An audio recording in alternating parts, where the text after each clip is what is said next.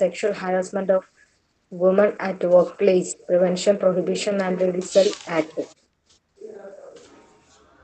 Yes. Option D, any Ah, one of them. any one of them. ആരൊക്കെയാ? District collector or deputy collector. Any one of them അല്ല നമ്മുടെ answer. ഏതാ?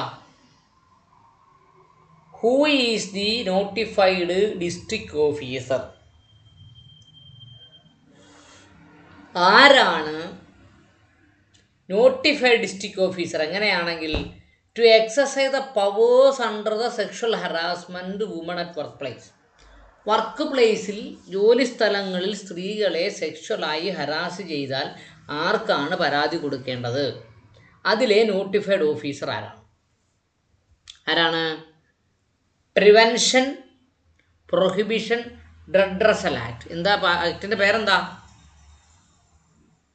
Harassment of woman at work place, prevention, prohibition, redressal act എന്നാണ് അതിൻ്റെ പേര്. Okay, ആരാ? District collector, deputy collector, additional district magistrate. Additional district magistrate എന്ന് പറഞ്ഞാൽ ആരൊക്കെയാ authorise officers? District collector, deputy collector, additional district magistrate. District magistrate ആരാ? District magistrate collector. Any one of the above എന്ന് പറഞ്ഞാൽ ആ മൂന്നെണ്ണത്തിൽ ആരും അല്ലേ?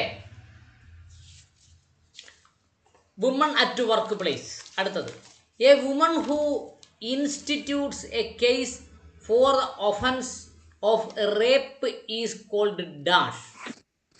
ആരാണ്? പ്രോസിക്യൂട്രിക്സ് അല്ലേ? പ്രോസിക്യൂഷൻ എന്ന് പറഞ്ഞാൽ ആരാ?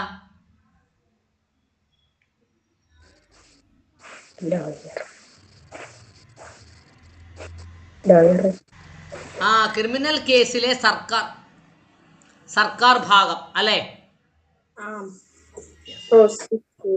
പ്രോസിക്യൂട്രിക്സ് എന്ന് പറഞ്ഞാൽ ആരാ? റേപ്പ് കേസിലെ പരാതിക്കാരി അല്ലേ? വിക്ടിം എന്ന് പറഞ്ഞാൽ എന്താ?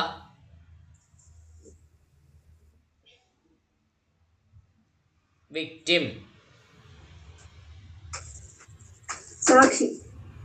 എന്തേ? വിക്ടിം എന്ന് പറഞ്ഞാൽ എന്താ മക്കളെ? അതെ, ഒരു കേസിലെ ഇര. എരയല്ല, ഇര. പ്ലെയിൻറ്റിഫ് എന്ന് പറഞ്ഞാലോ? സിവിൽ കേസ് കൊടുക്കുന്ന ആള്.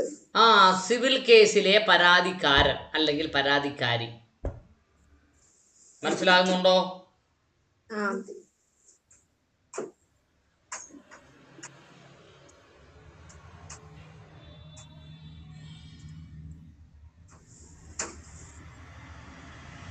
Okay,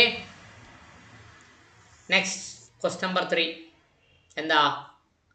dowry prohibition act is passed by the parliament in its first joint sitting in the year dash. Dowry prohibition act എന്നാണ് പാസ്സാക്കിയത് എന്നാണ് ചോദ്യം. പക്ഷേ അതിനകത്ത് വേറൊരു കുടുക്ക് ചോദ്യങ്ങളുണ്ട്. Dowry prohibition act was passed by the parliament in its first joint sitting. എന്താണ്? ഇന്ത്യയിൽ ആദ്യമായി ജോയിന്റ് സിറ്റിങ്ങിലൂടെ പാസ്സാക്കിയ ഒരു നിയമമാണ് ഡവറി പ്രൊഹിബിഷൻ ആക്ട്. എന്തുവാ ഡവറി? സ്ത്രീധനം എന്ന് പറഞ്ഞാൽ എന്താ? കല്യാണം കഴിച്ചു വിടുമ്പോ സ്ത്രീധനം സ്ത്രീകൾക്ക് വീട്ടിൽ നിന്ന് കൊടുത്തു വിടുന്നത്. അത് ഗിഫ്റ്റ്. സ്ത്രീധനം എന്ന് പറഞ്ഞാൽ എന്താന്ന് ചോദ്യം. അവര് ചോദിച്ചിട്ട്, ഭർത്താവിന്റെ വീട്ടുകാർ ചോദിച്ചിട്ട്, ഭർത്താവിന്റെ വീട്ടുകാർ ചോദിച്ച് ഡിമാൻഡ് ചെയ്ത് വാങ്ങുന്നത്. നിങ്ങളുടെ മകളെ എൻ്റെ മകൻ സഹിക്കണമെങ്കിൽ ഇത്ര ലക്ഷം രൂപ തരണം. അതാണ് ഡവറി. മനസ്സിലായോ? ആ ആ, എൻ്റെ മകൾ നിങ്ങളുടെ മകൻ്റെ കൂടെ വന്ന് താമസിക്കുന്നതിന് വേണ്ടി ഞങ്ങൾ നിങ്ങളുടെ മകന് അല്ലെങ്കിൽ എൻ്റെ മകൾക്ക് ഇത്ര രൂപ സമ്മാനം കൊടുക്കും. ഗിഫ്റ്റ് അല്ലെങ്കിൽ ഷെയർ എന്ന് പറയുന്നത്. ഡിമാൻഡ് ചെയ്ത് വാങ്ങുന്നു. ഇത്ര രൂപ തന്നാൽ മാത്രമേ കല്യാണം കഴിക്കൂ. ഇത് മാരുതി കാർ തന്നാൽ മാത്രമേ കല്യാണം കഴിക്കൂ. അങ്ങനെയൊക്കെ പറഞ്ഞ് വാങ്ങുന്നതിനെയാണ് ഡൗറി എന്ന് പറയുന്നത്. മനസ്സിലായോ? മനസ്സിലായോ? ആ, കല്യാണം കഴിക്കാൻ ചെല്ലുമ്പം സരസ്വതിയെ പോലെ ചിരിച്ചുകൊണ്ട് വന്നാലും ശരി തന്നെ, വീട്ടിൽ വന്നു കഴിഞ്ഞാൽ പിന്നെ ഭദ്രകാളിയെ പോലെ തുള്ളുകയല്ലേ. പക്ഷെ ഭർത്താവിനെ സഹായിക്കുന്ന ഭാര്യമാരുണ്ടല്ലോ സാർ. ഭർത്താവിനെ സഹായിക്കുന്ന ഭാര്യമാരും ഉണ്ടല്ലോ സാർ. രണ്ടും കണക്കാണ്. ണെന്ന് മാത്രമല്ല, എന്തുകൊണ്ടാണ് അത്? Parliament first joint sitting. Parliament first joint sitting. പാർലമെന്റിലെ ജോയിന്റ് സിറ്റിങ്ങിലൂടെ ഉണ്ടാക്കിയ ആദ്യത്തെ നിയമമാണ് ഡൗറി പ്രൊഹിബിഷൻ ആക്ട് 1961. പിടികിട്ടിയോ? Yes, sir. Yes. അടുത്തത്. The Domestic Violence Act was passed by the Parliament in the year dash. എന്താ ഡൊമസ്റ്റിക് വയലൻസ് ആക്ട് എന്ന് പറഞ്ഞാൽ? പൊതുസ്ഥലത്തെ. ഡൊമസ്റ്റിക് വയലൻസ് ആക്ട് എന്ന് പറഞ്ഞാൽ എന്താണ്? ഡൊമസ്റ്റിക് വയലൻസ് എന്ന് പറഞ്ഞാൽ ഈ മൃഗങ്ങളുടെ എന്താ അഖില മോളെ ഡൊമസ്റ്റിക് വയലൻസ് എന്ന് പറഞ്ഞാൽ?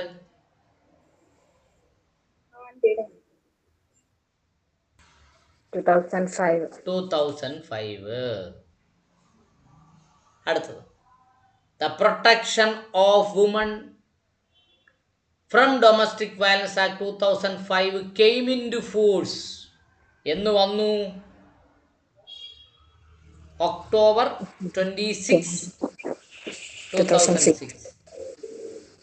October 26, 2006. അത് കാണാതെ പഠിക്കണമേ. The Protection of Women from Domestic Violence Act 2005 came into force on the 26 October 2006. Okay? Sir. അടുത്തത്. The primary beneficiaries of Domestic Violence Act are dash. ആരാണ് primary beneficiary of domestic violence act? Women and children. നമ്മൾ പഠിക്കുന്നത് women beneficiary law ആണല്ലേ. Law in favour of women അല്ലേ. ഇപ്പോൾ domestic violence act ആർക്കാണ് അനുകൂലം? Women and children. അപ്പോൾ അത് ആർക്കെതിരായിരിക്കും? പുരുഷന്മാർക്കെതിരായി. പുരുഷൻ എന്ന് പറഞ്ഞാൽ ആരാ? അച്ഛൻ, സഹോദരൻ, ഭർത്താവ്, മകൻ അല്ലേ.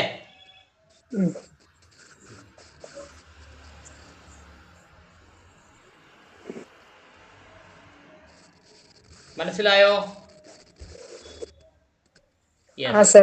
The primary beneficiaries of Domestic Violence Act are women and children. അടുത്തത്. International Women's Day is celebrated on dash. International Women's Day is celebrated on dash. ഏതാണ്?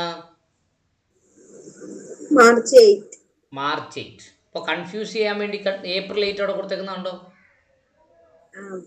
അതുകൊണ്ട് വ്യക്തമായി പഠിച്ചുകൊണ്ട് പോയില്ല. എന്തോ ഒരു 8 ആണെന്ന് പഠിച്ചുകൊണ്ട് പോയാൽ പണി കിട്ടും. March 8, April 8, February 8, January 8 എന്നും പറഞ്ഞങ്ങ് തരും. എല്ലാം 8 ആയിരിക്കും. മനസ്സിലായോ? അടുത്തത്. Which of the following years was declared as the year of empowerment of women by the Government of India? Woman empowerment year എന്ന് ഗവൺമെൻറ് ഓഫ് ഇന്ത്യ ഡിക്ലെയർ ചെയ്ത വർഷം ഏതാണ്? 2001. Yes. Which article of the Indian Constitution declares that nothing in this article shall prevent the state from making any special provision for women and children?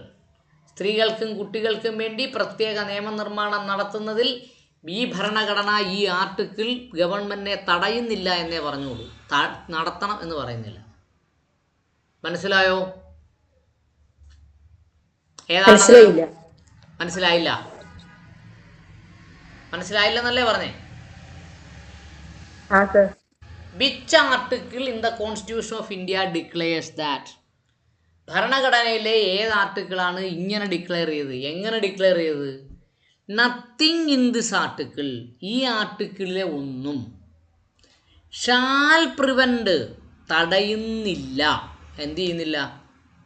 Shall prevent the state from making any special provision for women and children.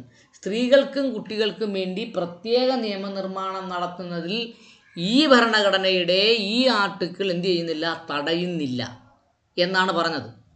പ്രത്യേക നിയമനിർമ്മാണം നടത്തണം എന്ന് ഗവൺമെന്റിനോട് പറഞ്ഞിട്ടില്ല. പറഞ്ഞിട്ടുണ്ടോ? ഇല്ല. അതാണ് കാര്യം. നിയമമെല്ലാം നെഗറ്റീവ് അർത്ഥത്തിലേ പറയുന്നുള്ളൂ, നിങ്ങൾ ചെയ്യണമെന്ന് പറയത്തില്ല. ചെയ്യുന്നതിൽ നിന്ന് നിങ്ങളെ തടയുന്നില്ല എന്നാണ് പറയുന്നത്. ചെയ്യണമെന്ന് പറഞ്ഞാൽ അത് പോസിറ്റീവ് ഡയറക്ഷനും, ചെയ്യുന്നതിൽ നിന്ന് തടയുന്നില്ല എന്ന് പറഞ്ഞാൽ എന്ത് ഡയറക്ഷനുമാണ്?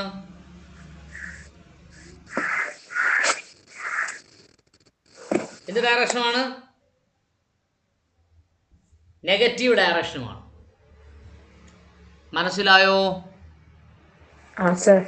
യെസ്. അതേതാണ്? Article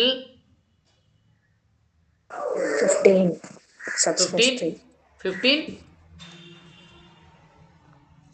article 15 സബ്ക്ലോസ് 3. 15.3 ഒന്ന് വായിക്കാൻ ചുഷ മോളെ.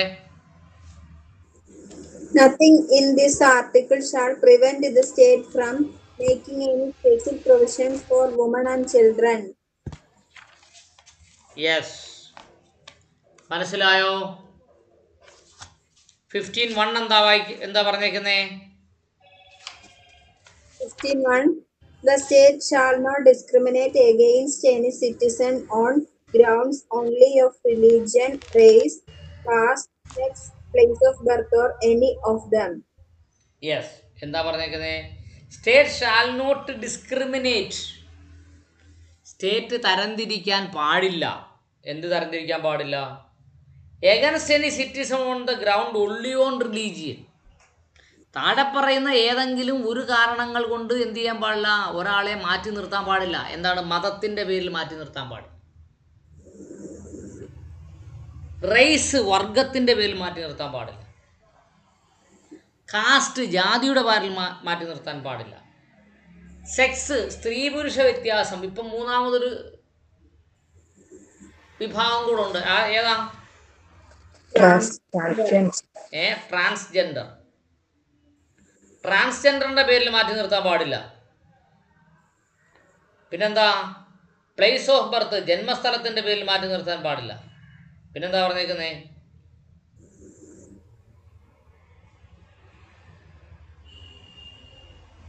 Any of them. any of them. ഏതെങ്കിലും ഒരെണ്ണത്തിന്റെ പേരിലോ അല്ലെങ്കിൽ ആ വിഷയങ്ങളുടെ പേരിൽ മാത്രമോ അവരെ എന്ത് ചെയ്യാൻ പാടില്ല? മാറ്റി നിർത്താൻ പാടില്ല എന്ന് വളരെ വ്യക്തമായി ആര് പറഞ്ഞിരിക്കുന്നു? ഭരണഘടനയുടെ 15.1 പറഞ്ഞിരിക്കുന്നു, അല്ലേ? 15.2 എന്താ പറഞ്ഞേക്കുന്നേ? Article 15 subclause 2 No citizen shall on grounds only of religion, race, caste, sex, place of birth or any of them be subject to any disability, liability, restriction or condition with regard to. Yes. എന്തോ പറഞ്ഞേ?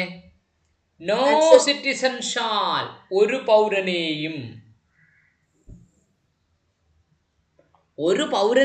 State എന്ത് ചെയ്യാൻ പാടില്ല? Discriminate ചെയ്യാൻ പാടില്ല. എങ്ങനെയാണ്? No citizen shall on the ground only religion, race, caste, sex, place of birth or any of them be subject to any disability. മുകളിൽ പറഞ്ഞ കാര്യങ്ങൾ കൊണ്ട്, ഏതൊക്കെ കാര്യങ്ങൾ കൊണ്ട്? മതത്തിൽപ്പെട്ടയാൾ ആയതുകൊണ്ട് അയാൾക്കൊരു ഡിസബിലിറ്റി ഉണ്ടാകാൻ പാടില്ല. ഒരു പ്രത്യേക മതം, race, caste, sex, place of birth ഇതൊക്കെ കൊണ്ട് അയാൾക്കൊരു ഡിസബിലിറ്റി ഉണ്ടാക്കാൻ പാടില്ല. അയാൾക്ക് പ്രത്യേകിച്ച് ഒരു ലൈബിലിറ്റി ഉണ്ടാക്കി കൊടുക്കാൻ പാടില്ല. അയാൾക്കൊരു റെസ്ട്രിക്ഷൻ ഉണ്ടാക്കി കൊടുക്കാൻ പാടില്ല. അയാൾക്കൊരു കണ്ടീഷൻ ഉണ്ടാക്കി കൊടുക്കാൻ പാടില്ല. ഏതിന് കണ്ടീഷൻ ഉണ്ടാക്കി കൊടുക്കാൻ പാടില്ല? Access to shop. ഒരാളൊരു ഷോപ്പിൽ പോയൊരു സാധനം വാങ്ങുന്നു.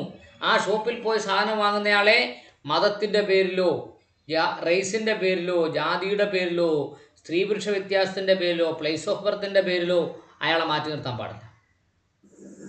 പബ്ലിക് റെസ്റ്റോറൻറ്റ് ചെല്ലുന്നതിന് വേണ്ടി ഇതിൻ്റെ മുകളിൽ പറഞ്ഞതിൻ്റെ പേരിൽ തടസ്സം നിൽക്കാൻ പാടില്ല. ഹോട്ടൽ കയറി എന്നതിൻ്റെ പേരിൽ മുകളിൽ പറഞ്ഞതിൻ്റെ പേരിൽ തടസ്സം നിൽക്കാൻ പാടില്ല. പിന്നെ എൻ്റർടൈൻമെൻറ്റ് പാർക്കുകളിൽ പോകുന്നതിൻ്റെ പേരിൽ തടസ്സം നിൽക്കാൻ പാടില്ല. പിന്നെന്താ? കിണറുകൾ ഉപയോഗിക്കുന്നതിൻ്റെ പേരിൽ തടസ്സം നിൽക്കരുത്. വാട്ടർ ടാങ്ക് ഉപയോഗിക്കുന്നതിൻ്റെ പേരിൽ തടസ്സം നിൽക്കരുത്. ബാത്തിങ് ഗാർഡ്സ്, കുളിസ്ഥലം ഉപയോഗിക്കുന്നതിന് വേണ്ടി തടസ്സം നിൽക്കരുത്. റോഡ് ഉപയോഗിക്കുന്നതിന് തടസ്സം നിൽക്കാൻ പാടില്ല. Place of public resort maintain holy or partly five statement. അപ്പോൾ എന്ത് പറഞ്ഞു? നമ്മൾ പറഞ്ഞത് 15(2) എന്ത് പറഞ്ഞു എന്നാ പറഞ്ഞു. ഇനി 15(4) 15(4) എന്ന് വായിച്ചേ ശേഷം മോളെ.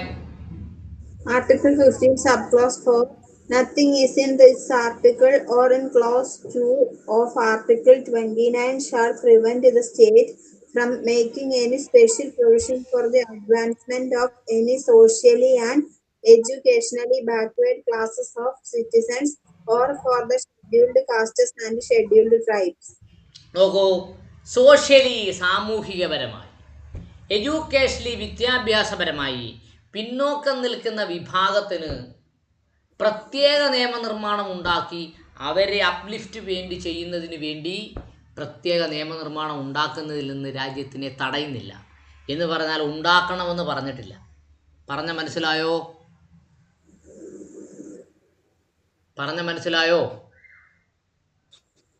നിയമനിർമ്മാണം നടത്തണമെന്ന് പറഞ്ഞിട്ടില്ല. നിയമനിർമ്മാണം നടത്തുന്നതിൽ നിന്ന് തടയുന്നില്ല എന്നേ പറഞ്ഞിട്ടുള്ളൂ. മനസ്സിലായോ? അതായത് ഭരണഘടനയിലെ ഓരോ വാക്കുകളും വളരെ ശ്രദ്ധിച്ച് വേണം നമ്മൾ പഠിക്കാൻ. അതിനെയാണ് നമ്മൾ ഭരണഘടന എന്ന് പറയുന്നത്. എന്തുകൊണ്ടാണ്? ഭരിക്കാൻ വരുന്നവർ ഇത് നോക്കിയിട്ട് വേണം ചെയ്യാൻ. അപ്പോൾ മനസ്സിലായോ? 15(1), 15(2), 15(3), 15(4) അത് കൃത്യമായി വാക്കുകൾ വായിച്ച് പഠിച്ചു പോകാത്തവർക്ക് 1 വരുമോ, 2 വരുമോ, 3 വരുമോ, 4 വരുമോ എന്ന് കൺഫ്യൂഷൻ വരും. പിടികിട്ടിയോ? Equal pay for equal work for both men and woman is provided under which article of the constitution of India? Equal pay for equal work ഏത് ആർട്ടിക്കിളാണ്? 39D. Yes. Question number 10A 39D. Okay. അപ്പോൾ 39D അവിടെ നിൽക്കട്ടെ. 40D ഒന്ന് വായിച്ചേ അഞ്ജുഷ മോളെ. 40D organisation of village panchayat. Yes. Village panchayat എങ്ങനെ organise ചെയ്യാം? യെസ്. അപ്പോൾ 37Dയോ? 37D. 37D എന്നൊന്നുമില്ലല്ലോ. 37D എന്ന് അതിനകത്ത് കൊടുത്തിട്ടില്ലേ? ഇല്ല, 37 കൊടുത്തിട്ടുള്ളൂ. Application of the principles contained in this part. അത് പുസ്തകം അകത്ത് നോക്കുമോളെ. 37D ഉണ്ടോ? 37D ഉണ്ടോ? ഇല്ല, 37 ഉള്ളൂ. അങ്ങനാണോ? നോക്കട്ടെ. Page number 13. Application of the principle contain in this part അല്ലേ? അപ്പോൾ ക്വസ്റ്റ്യനിൽ തെറ്റാണ്. 37D അങ്ങ് എടുത്ത് കാണാം കേട്ടോ. എടുത്തത് 41D ഉണ്ടോ നോക്കിയേ. ഇല്ല സാർ, 40D ഇല്ല. അപ്പോൾ നമ്മളെ തെറ്റിക്കാൻ വേണ്ടി പരീക്ഷ എഴുതുന്നവരെ തെറ്റിക്കാൻ വേണ്ടിയാ. 41D ഇല്ല. 41D ടിക്ക് ചെയ്തവൻ കോൺസ്റ്റിറ്റ്യൂഷനുമായിട്ട് ഒരു ബന്ധവും ഇല്ലാത്തവനാണെന്ന് മനസ്സിലാവും. അല്ലേ? 40 ഡി ഇല്ല, 37 ഡി ഇല്ല, 40 ഡി ഇല്ല, 41 ഡി ഇല്ല. ആകെ 39 മാത്രമേ ഡി ഉള്ളൂ. അപ്പോൾ വേറെ ഏത് ഓപ്ഷനും എഴുതുന്നവന് ഭരണഘടനയായിട്ട് ഒരു ബന്ധവും ഇല്ല എന്നുള്ളതാണ്. പിടികിട്ടിയാ? അപ്പോൾ equal pay for equal work, തുല്യ ജോലിക്ക് തുല്യ വേതനം. For both men and woman provide under article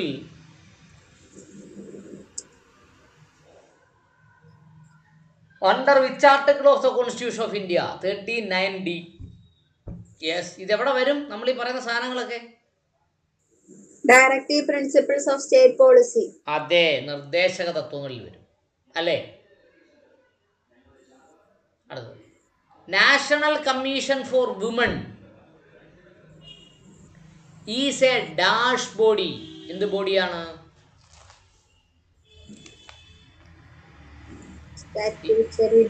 is a statutory body. ഇത് കോൺസ്റ്റിറ്റ്യൂഷൻ ബോഡിയാണോ? അല്ല. കോൺസ്റ്റിറ്റ്യൂഷൻ ബോഡി അല്ലാത്തിടത്തോളം കാലം പ്രധാനമന്ത്രി എന്ത് പറയുന്നു, പാർലമെന്റ് എന്ത് പറയുന്നു, അത് മാത്രമേ ചെയ്യാൻ പറ്റൂ. കോൺസ്റ്റിറ്റ്യൂഷൻ ബോഡി ആയിരുന്നുവെങ്കിൽ ഹൈക്കോടതി പോലെ, സുപ്രീം കോടതി പോലെ, ഇലക്ഷൻ കമ്മീഷൻ പോലെയൊക്കെ ഇച്ചിരി സ്വാതന്ത്ര്യം അനുഭവിക്കാറ്. മനസ്സിലായോ?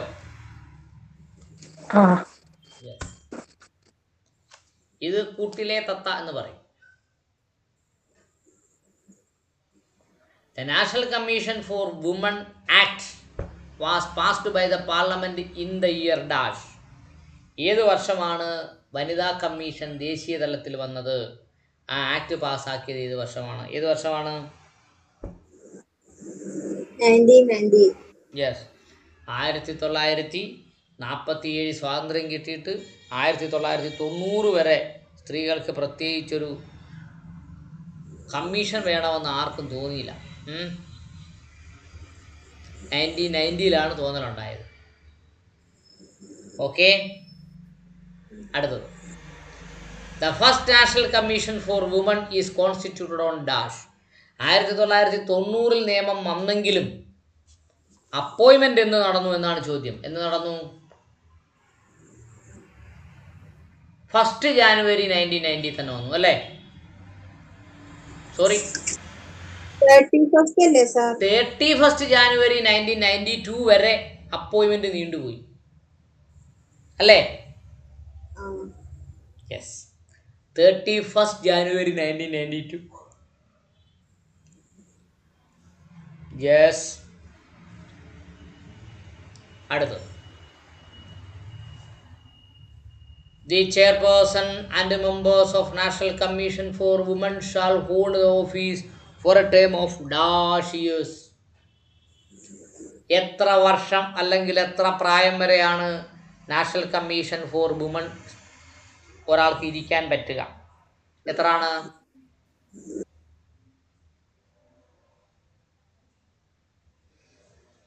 എത്രയാണ് മക്കളെ?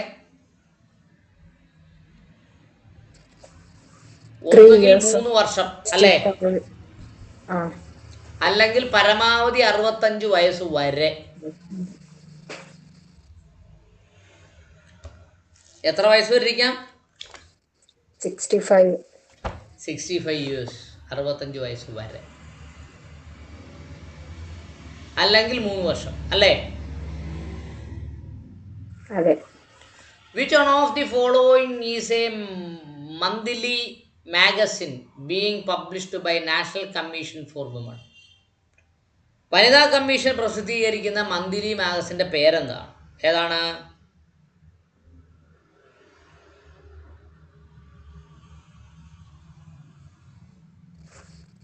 രാഷ്ട്രമഹിള. രാഷ്ട്രമഹിള. രാഷ്ട്രമെന്ന് പറഞ്ഞാൽ രാജ്യം, രാജ്യവനിത അല്ലേ? രാജ്യമഹിള, രാഷ്ട്രമഹിള. മനസ്സിലായോ?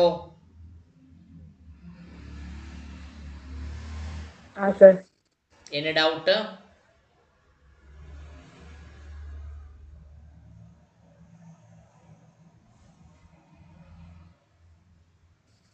ഇല്ല സർ. അപ്പോൾ അപ്പോൾ വായിച്ചോ അഖിലോട് വായിച്ചോ കേൾക്കട്ടെ.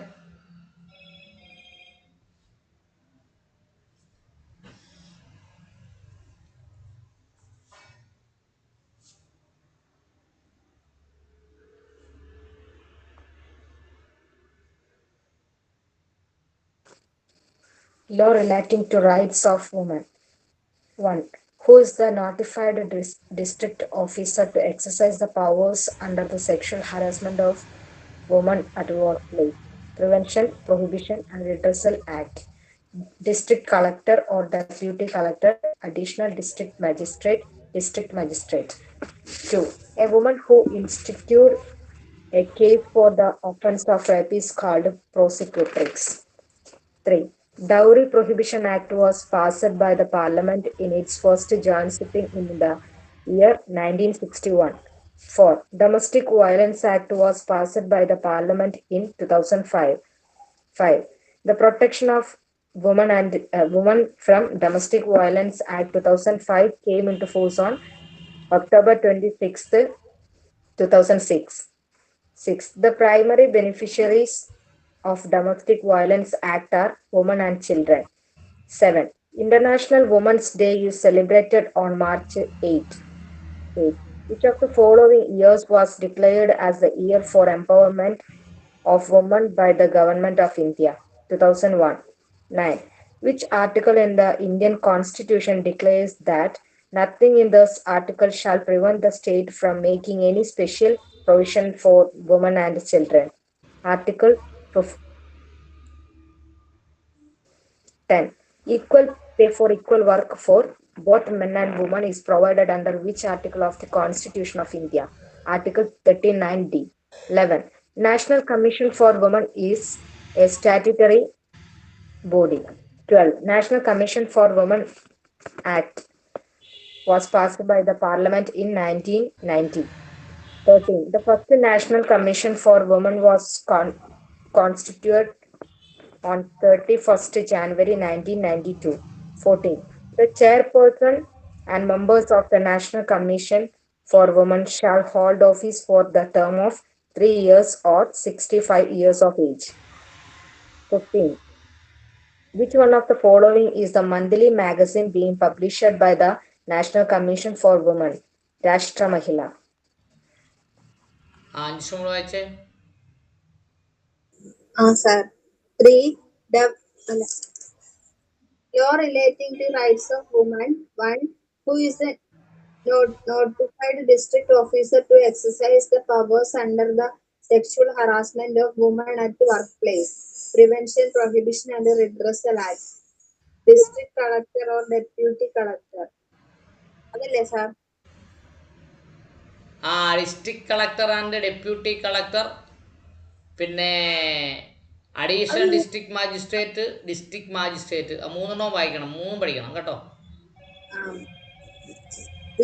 District Collector or Deputy Collector, Additional District Magistrate, District Magistrate. 2. A woman who instituted the case for the offense of rape is called a prosecutrix. 3. Dowry Prohibition Act was passed by the Parliament in its first joint sitting in the year 1961. 4. Domestic Violence Act was passed by the Parliament in 2005. 5. The Protection of Women from Domestic Violence Act 2005 came into force on October 26, 2006. The primary beneficiaries of Domestic Violence Act are women and children. 7. International Women's Day is celebrated on March 8. 8. Of the following years was declared as the year for empowerment of women by the Government of India, 2001. 9. Which article in the Indian Constitution declares that nothing in this article shall prevent the state from making any special provision for women and children? Article 15, Subclause 3. Then, equal pay for equal work for both men and women is provided under which article of the Constitution of India? Article 39D. 11. Commission for Women is a statutory body. 12. National Commission for Women Act was passed by the Parliament in 1919. 13. The first National Commission for Women was constituted on 31st January 1992. 14. The chairperson and the members of the National Commission for Women shall hold the office for a term of 3 years or 65 years of age. 15. Which one of the following is a monthly magazine being published by the National Commission for Women? Rashtra Mahila.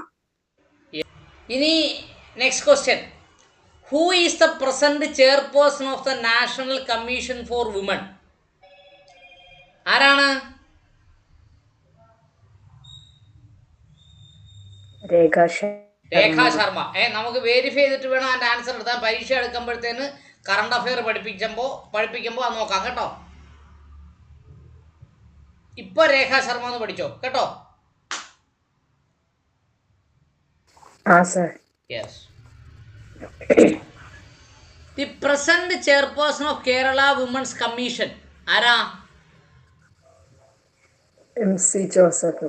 അവരാണ് പറഞ്ഞത് ഞങ്ങളുടെ പാർട്ടിക്ക് സ്വന്തമായി കോടതിയും ഉണ്ട്, സ്വന്തമായി police സ്റ്റേഷനും ഉണ്ട്, പാർട്ടി തീരുമാനിക്കും, ഞാൻ നടപ്പാക്കും. മനസ്സിലായോ? മനസ്സിലായോ പറഞ്ഞെന്തുവാന്ന്? ഇല്ല സർ. ഈ ചെയർപേഴ്സൺ ഉണ്ടല്ലോ, അവരൊരു കേസുമായി ബന്ധപ്പെട്ട് പത്രസമ്മേളനം നടത്തിയപ്പോൾ പറഞ്ഞാണ്, പാർട്ടിയെ ഞങ്ങൾക്ക് അറിയത്തില്ല, ഞങ്ങളുടെ പാർട്ടിക്ക് സ്വന്തമായി കോടതി പോലീസ് സ്റ്റേഷനൊക്കെ ഉണ്ട്, പാർട്ടി തീരുമാനിക്കും, ഞങ്ങൾ നടപ്പാക്കും. മനസ്സിലായോ? അതുകൊണ്ടാണ് പറയുന്നത് ഈ ചെയർപേഴ്സൺ ഒന്നും എന്തല്ല, കോൺസ്റ്റിറ്റ്യൂഷണൽ ബോഡി അല്ല, സ്റ്റാറ്റ്യൂട്ടറി ബോഡിയാണ്. എന്ത് body? Statutory body. Statutory body. Statutory body എന്ന് പറഞ്ഞാൽ എന്താ അഞ്ജുഷ മോളെ?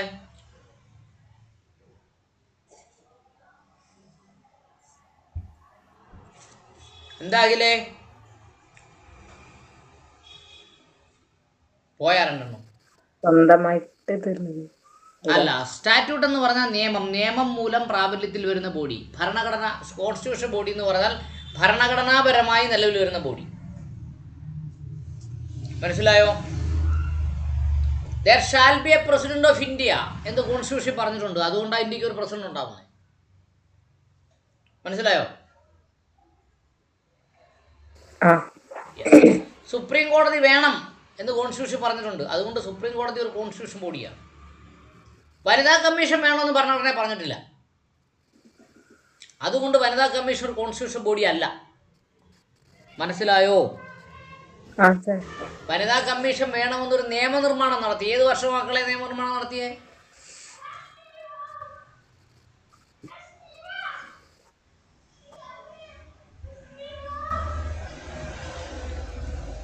എന്താണ് സാർ പറഞ്ഞത്? വനിതാ കമ്മീഷന് വേണ്ടി പ്രത്യേക നിയമനിർമ്മാണം നടത്തിയ വർഷം ഏതാണെന്ന്?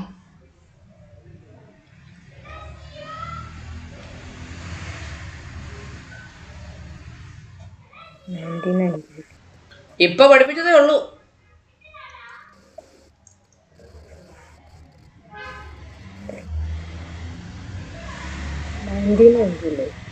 ഏത് വർഷമാണ്? 1961 നടത്തിയ നിയമം അതാണോ? 1990 അത് തന്നെ ഞാനും പറഞ്ഞു. 1961 നടത്തിയ നിയമം എന്തുവാ അഞ്ജുഷ മോളെ? ഡവറി പ്രൊഹിബിഷൻ ആക്ട് ആണ്. ഏതാണ്? Dowry prohibition act. Dowry prohibition. Who was the first chairperson of National Commission for Women? National commission for വിമണിന്റെ ഫസ്റ്റ് ചെയർപേഴ്സൺ ആരായിരുന്നു? ജയന്തി. ആരാണ്? ജയന്തി പട്നായിക്. ജയന്തി പട്നായിക്.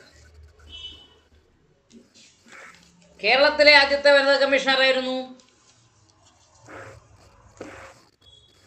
അറിയില്ല. അവരാണ് ഇന്ന് മരിച്ചുപോയത്. സുഗത Kumari. Kumari. സുഗമകുമാരി. അതുകൊണ്ട് അവർ മരിച്ചത് കൊണ്ട് ആ ക്വസ്റ്റ്യൻ വളരെ ഇമ്പോർട്ടൻറ്റ് ക്വസ്റ്റ്യൻ ആയിരിക്കും. The first women commission of Kerala. Okay? While formulating policy matters affecting women, the central government shall consult with the dash. സ്ത്രീകളെ സംബന്ധിക്കുന്ന ഒരു നിയമനിർമ്മാണം നടത്തുമ്പോൾ while formulating the policy matters എന്ന് പറഞ്ഞാൽ നയപരമായ തീരുമാനങ്ങൾ, സ്ത്രീകളെ സംബന്ധിക്കുന്ന നയപരമായ തീരുമാനങ്ങൾ എടുക്കുമ്പോൾ the central government shall consult with the dash. ആരുമായി കൺസൾട്ട് ചെയ്യണം? Central government. Shall consult with national women commission. ദേശീയ വനിതാ കമ്മീഷനുമായി ആലോചിച്ചിട്ട് വേണം സ്ത്രീകൾക്ക് എതിരായിട്ടോ അനുകൂലമായോ ഒരു തീരുമാനമെടുക്കാൻ. എന്നോട് പറയൂ സാർ.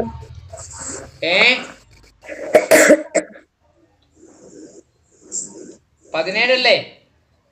ആ അതിന്റെ ആൻസർ സി അല്ലേ? ഒന്നുകൂടി പറഞ്ഞു തരുമോ ചോദ്യം? കേട്ടില്ല. ഒന്നുകൂടി പറഞ്ഞു തരുമോ? ISS while formulating policy matters. Policy എന്ന് പറഞ്ഞാൽ നയം, നയപരമായ തീരുമാനങ്ങൾ എടുക്കുമ്പോൾ അഫക്റ്റിംഗ് വിമൺ, സ്ത്രീകളെ സംബന്ധിക്കുന്ന നയപരമായ തീരുമാനങ്ങൾ എടുക്കുമ്പോൾ ദ സെൻട്രൽ ഗവൺമെൻറ്, കേന്ദ്ര ഗവൺമെൻറ് ഷാൽ കൺസൾട്ട്. എന്തുവാ ഷാൾ എന്ന് പറഞ്ഞാൽ? നിർബന്ധമായി. ഷാളെന്ന് പറഞ്ഞാൽ നിർബന്ധമായി എന്ന അർത്ഥം. പെൺപിള്ളേർ പണ്ട് ചുരിദാറിൻ്റെ മുകളിൽ ഒരു ഷാൾ ഇടുമായിരുന്നു, അത് നിർബന്ധമായി ഇടുന്നതിൻ്റെ അർത്ഥം. ഇപ്പം shawl പോയിട്ടു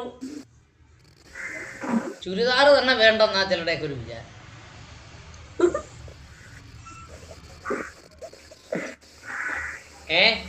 shawl consult with the dash. ആരുമായി കൺസൾട്ട് ചെയ്യണം? National commission for woman. വനിതാ കമ്മീഷൻ, ദേശീയ വനിതാ കമ്മീഷനുമായി ആലോചിച്ചതിന് ശേഷമേ സ്ത്രീകളെ സംബന്ധിക്കുന്ന നയപരമായ തീരുമാനങ്ങൾ ആരെടുക്കാൻ പാടുള്ളൂ? Central government. സെൻട്രൽ ഗവൺമെന്റ് എടുക്കാൻ പാടുള്ളൂ. അപ്പൊ സ്റ്റേറ്റ് ഗവൺമെന്റ് ആണെങ്കിലോ?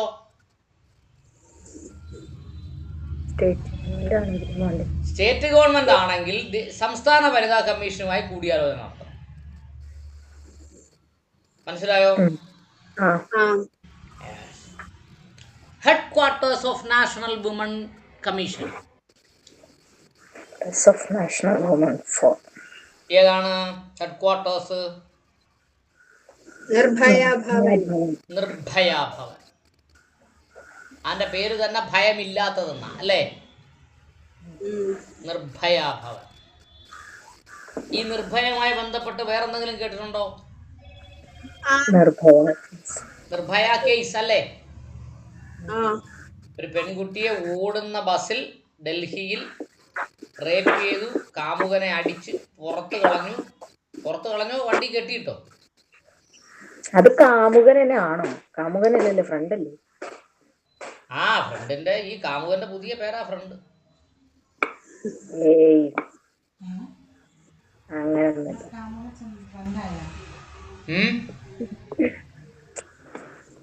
കേട്ടോടോ, ന്യൂ ജനറേഷൻ പേരാണത് ഫ്രണ്ട് എന്ന് പറയുന്നത്. ആരാണ്? ഫ്രണ്ടാണ്. തീർന്നില്ലേ പരിപാടി?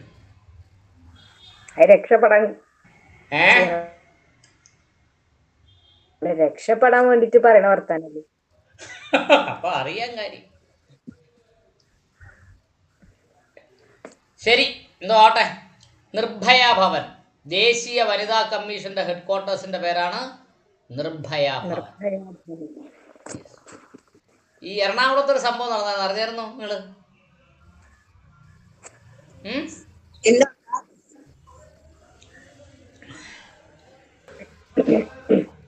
യെസ്. അടുത്തത്, The first Kerala's Women's Commission came into force on dash. കേരളത്തിലെ ആദ്യത്തെ വനിതാ കമ്മീഷൻ എന്നാണ് നിലവിൽ വന്നത്? 14 മാർച്ച് 1996. 1996. 1990 നിയമം വന്നു. ദേശീയ തലത്തിൽ 92 വനിതാ കമ്മീഷൻ വന്നു. പക്ഷേ ഏറ്റവും വിദ്യാഭ്യാസമുള്ള നമ്മുടെ കേരളം നടപ്പാക്കാൻ എത്ര വർഷം എടുത്തു? 6 വർഷം എടുത്തു. The Kerala's first women commission came into force on 14 March 1996. മനസ്സിലായോ? Yes, അടുത്തത്. The chairperson and the members of the Kerala Women's Commission shall hold the office of എത്ര വർഷത്തേക്കാ? 5 years. 5 years. കേന്ദ്രത്തിലാണെങ്കിലോ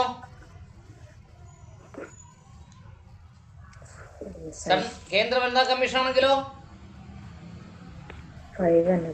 3 years or 65 years അല്ലേ? ഒന്നുകിൽ 3 വർഷം അല്ലെങ്കിൽ 65 വയസ്സ് വരെ, ഏതാണോ ആദ്യം വരുന്നത് അപ്പോ പറഞ്ഞ് വീട്ടിൽ വിടും. മനസ്സിലായോ?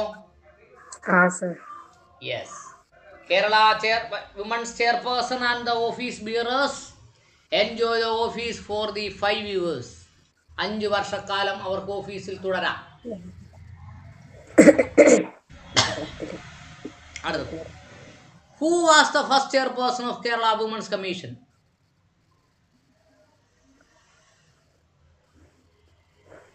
ആരായിരുന്നു കേരളത്തിലെ ആദ്യത്തെ വനിതാ കമ്മീഷൻ? ആരായിരുന്നു? സുഗതകുമാരി. അന്ന് വരച്ചിട്ടേര കേട്ടോ. It is very important.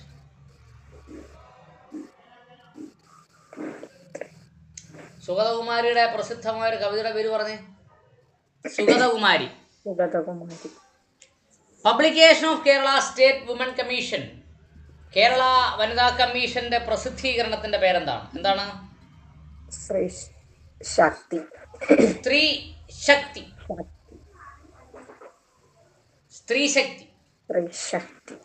ഞങ്ങളുടെ അടുത്തൊരു വനിതാ ക്ലബുണ്ട്. Club arts and sports club. അതിന്റെ പേരാണ് സ്ത്രീ ശക്തി.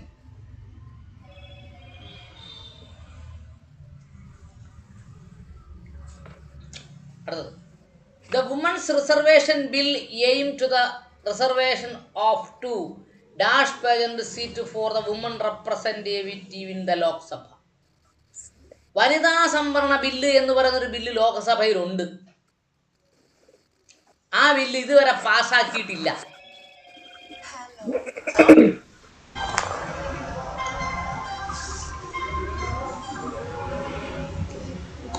ചേട്ടോ, hello. Women Reservation Bill aim at the reservation of DAD seat for women representative in Lok Sabha. എത്ര മക്കളെ? 33. അതും വനിതാ പ്രാതിനിധ്യം ലോകസഭയിൽ വേണമെന്ന് പറയുന്നതിനും 50 വേണമെന്ന് നിർദ്ദേശമില്ല. എത്ര വരെ ആവാം? 33 വരെ ആവാമെന്നാ പറയുന്നത്. എന്നിട്ടും ആ ബില്ല് 2021 ആകാൻ പോകുന്നു. ഇതുവരെ 1947 സ്വാതന്ത്ര്യം കിട്ടിയിട്ട് ഇതുവരെ ആ ബില്ല് പാസ്സാക്കിയിട്ടില്ല. എന്നിട്ടും പറയുന്നു ബ്രിട്ടീഷുകാർ സ്ത്രീ സ്വാതന്ത്ര്യത്തിനെതിരായിരുന്നു. എങ്ങനെയുണ്ട്? കൊള്ളാം.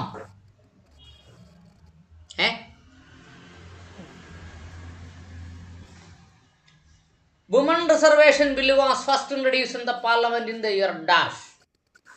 വനിതാ സംവരണ ബില്ല് പാർലമെന്റിൽ അവതരിപ്പിച്ചത് 1996. ഇപ്പൊ എത്രയായി? 2020. എന്നിട്ടും ആ ബില്ല് ഒന്നും എങ്ങും എത്തിയില്ല. The Women Reservation Bill was first introduced in the Parliament in the year 1996. 1996 വനിതാ സംവരണ ബില്ല് ഇൻട്രൊഡ്യൂസ് ചെയ്ത്, പാസ്സാക്കിയതല്ല, ഇൻട്രൊഡ്യൂസ് ചെയ്ത്. Women Reservation Bill was passed by Rajya Sabha on dash. രാജ്യസഭയിൽ അവതരിപ്പിച്ച ബില്ല് എന്ന് പാസ്സാക്കി 2010 മാർച്ച് 9 പാസ്സാക്കി. പക്ഷേ ലോകസഭയിലേക്ക് നമ്മൾ കയറ്റൂല.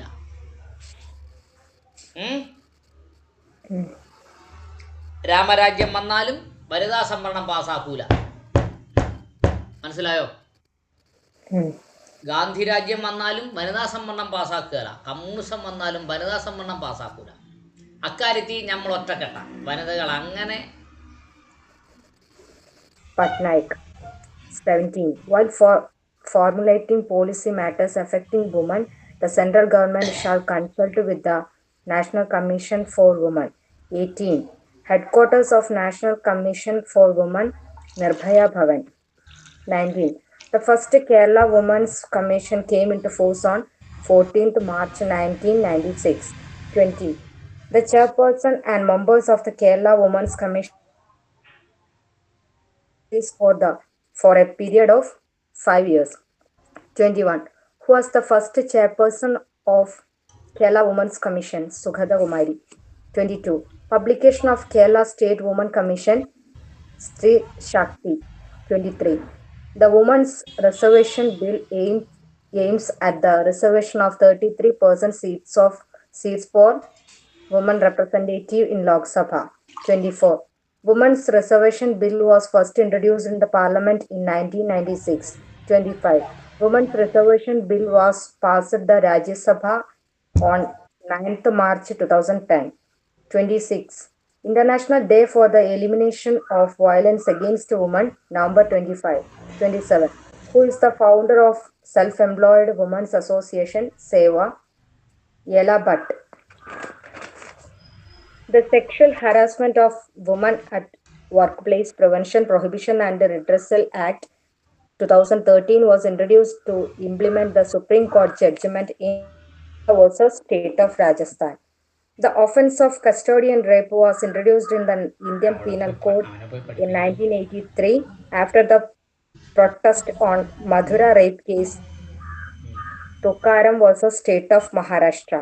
If a woman sentenced to death is found to be pregnant, the High Court shall order the execution of the sentence to be postponed and may, if it thinks fit, commute the sentence to imprisonment for life. 28. Right to maintenance is a statutory right. അഞ്ജുഷോട് വായിച്ചേ. Sir. Who is the present chairperson of the National Commission for Women? Rekha Sharma. The present chairperson of Kerala Women's Commission, MC Josephine.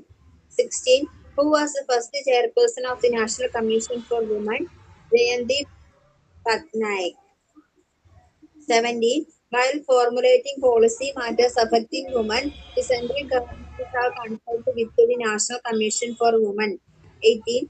Headquarters of National Commission for Women, Nirbhaya Bhavan. 19. The first Kerala Women's Commission came into force on 14th March 1996. 20. The chairperson and members of the Kerala Women's Commission shall hold office for a period of 5 years. 21. Who was the first chairperson of Kerala Women's Commission? Sughada Kumari. 22. Publication of Kerala State Women Commission, Sri Shakti. 23. The Women's Reservation Bill aims at the reservation of 33% seat for women representatives in Lok Sabha. 24. Women's Reservation Bill was first introduced in the Parliament in 1996. 25. Women's Reservation Bill was passed by the Rajya Sabha on 9th March 2010. 26. International Day for the Elimination of Violence Against Women, November 25. 27. Who is the founder of Self-Employed Women's Association, SEWA? Yela Bhatt. Of Women at Workplace, Prevention, Prohibition and Redressal Act 2013 was introduced to implement the Supreme Court judgment in Vishakha case, Vishakha versus State of Rajasthan. The offense of custodial rape was introduced in the Indian Penal Code in 1983 after the protest on Madhura rape case, Tukaram versus State of Maharashtra. If a woman sentenced to death is found to be pregnant, the High Court shall order the execution of the sentence to be postponed and may, if it thinks fit, commute the sentence to imprisonment for life. 28. Right to maintenance is a statutory right. Yes, any doubt? ഇല്ല sir. ഇല്ല Yes. Sir. Yes. National Human Rights Commission constituted on dash. ദേശീയ മനുഷ്യാവകാശ commission എന്ന് പറഞ്ഞ സ്ഥാപനം constitute ചെയ്തത് എന്നാണ് 12th October 1993 അല്ലേ? പോയോ? ആ സർ. ഇല്ല സാർ. അപ്പോൾ അവിടെ ശ്രദ്ധിച്ച് നോക്കണം, ബിയും ഡിയും തമ്മിലൊരു വളരെ അടുത്ത സാമ്യമുണ്ട്. കണ്ടോ? 12th December 1993 എന്നാ. അപ്പോൾ കൃത്യമായി 12th October എന്ന് പഠിക്കാത്തവർക്ക് പണി കിട്ടും. അതുകൊണ്ട് ശ്രദ്ധിച്ച് പഠിച്ചുകൊണ്ട് പോകണം. 12 October 1993 എന്നുണ്ടാക്കിയത് നാഷണൽ ഹ്യൂമൻ റൈറ്റ്സ് കമ്മീഷൻ ഉണ്ടാക്കി. The National Human Rights Commission consists of dash. എന്തൊക്കെ ചേർന്നതാണ് നാഷണൽ ഹ്യൂമൻ റൈറ്റ്സ് കമ്മീഷൻ? ദേശീയ മനുഷ്യാവകാശ കമ്മീഷൻ ആരൊക്കെ ഉണ്ടാവും എന്നാണ് ചോദ്യം. ആരൊക്കെ ഉണ്ടാവും? എ ചെയർമാൻ, ഒരു ചെയർമാൻ ഉണ്ടാവും. ആൻഡ് 4 members, 4 അംഗങ്ങളും ഉണ്ടാവും. ചെയർമാൻ ആരായിരിക്കും?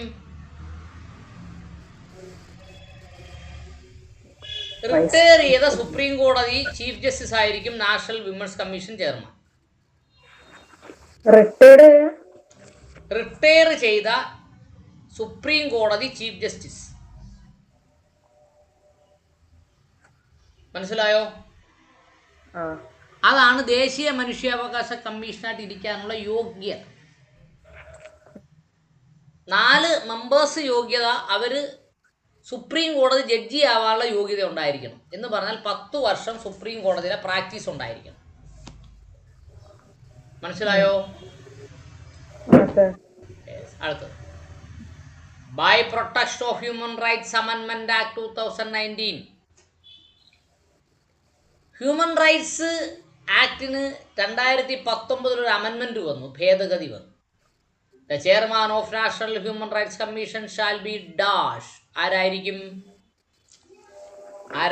എന്നാ പറഞ്ഞേക്കുന്നേ? ആരായിരിക്കും?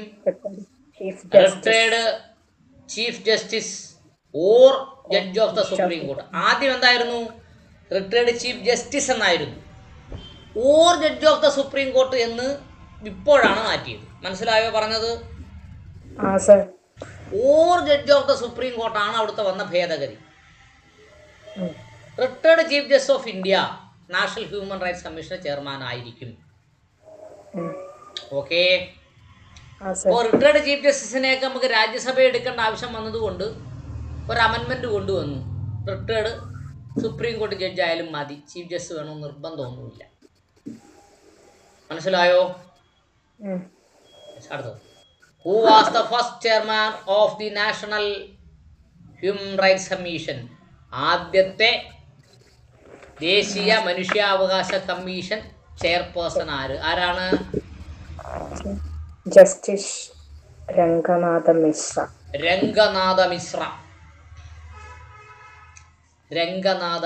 ജസ്റ്റിസ് രംഗനാഥ മിശ്ര.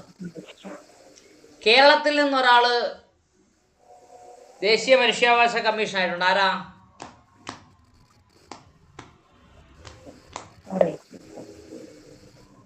ആരാ മക്കളെ?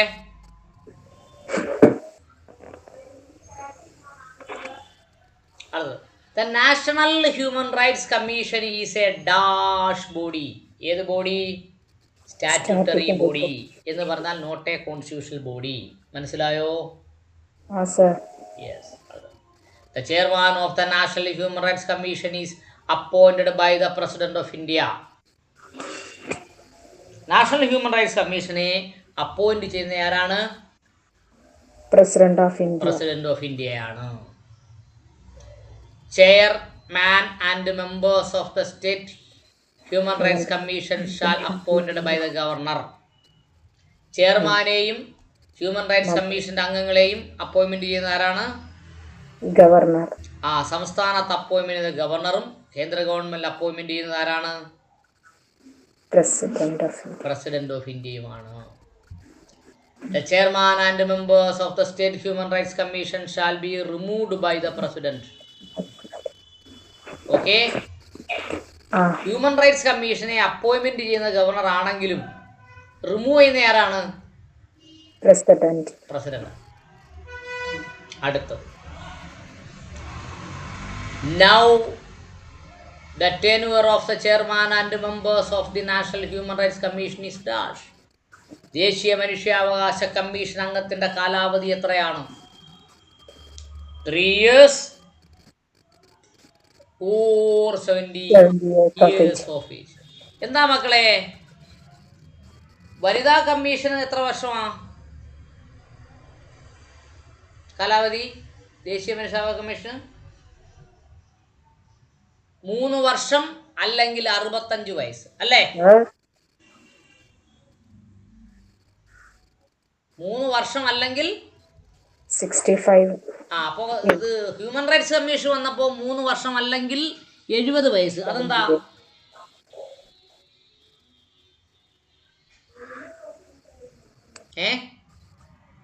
ആദ്യം 70 വയസ്സാണ്, 3 വർഷമാണ് ആവുന്നതെന്ന് നോക്കാം. അതല്ല എന്റെ ചോദ്യം. 65 എന്തുകൊണ്ട് 70 ആയി എന്നാ എന്റെ ചോദ്യം. കൺഫ്യൂഷൻ ആവും. Kerala state human rights commission was constituted. കേരളത്തിലെ മനുഷ്യാവകാശ കമ്മീഷൻ എന്നാണ് കോൺസ്റ്റിറ്റ്യൂട്ട് ചെയ്തത്? 11th December 1998. 11th December 1998. മനുഷ്യാവകാശ ദിനം എന്ന് പറഞ്ഞാൽ ഏതാ?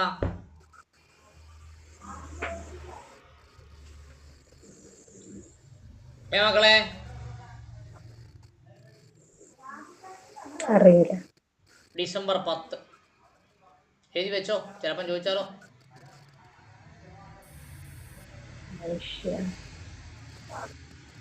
അടുത്തത്, the chairman of Kerala State Human Rights Commission shall be dash. കേരളത്തിലെ മനുഷ്യാവകാശ കമ്മീഷന്റെ യോഗ്യത എന്താണ്?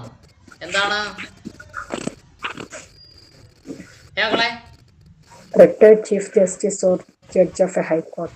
Retired Chief Justice of the High Court. ഹൈക്കോടതിയിലെ ചീഫ് ജസ്റ്റിസ് റിട്ടയർ ചെയ്താൽ അദ്ദേഹത്തിനെ പിടിച്ചിരുത്തുന്ന കസേരയാണ് ഏത്? മനുഷ്യാവകാശ commission. Kerala state human rights commission.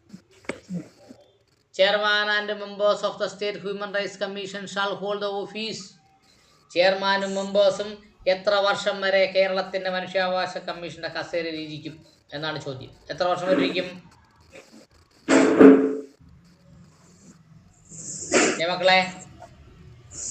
3 years or 70 years of age. വർഷം എണ്ണിയാൽ 3ഉം പ്രായം എണ്ണിയാൽ 70 വയസ്സ് വരെയും ഇരിക്കാം അല്ലേ?